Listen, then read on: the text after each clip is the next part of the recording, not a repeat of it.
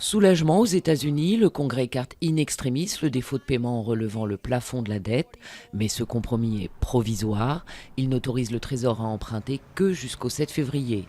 Une fin de crise qui sonne la reprise du travail pour les milliers de fonctionnaires fédéraux au chômage technique depuis 16 jours. L'affaire Leonarda rebondit hors de la sphère politique. Plusieurs lycées sont bloqués ou perturbés à Paris pour protester contre les expulsions d'élèves étrangers. Le sort de la collégienne, qui vivait depuis bientôt 5 ans en France, est suspendu à l'enquête administrative en cours. Jean-Marc Ayrault a promis que l'arrêté d'expulsion serait annulé si une faute avait été commise. Le débat sur la laïcité de retour devant la justice. La Cour d'appel de Paris réexamine l'affaire de la crèche Babylou, cette crèche qui avait licencié une salariée pour cause de port du voile. Un licenciement annulé en mars par la Cour de cassation.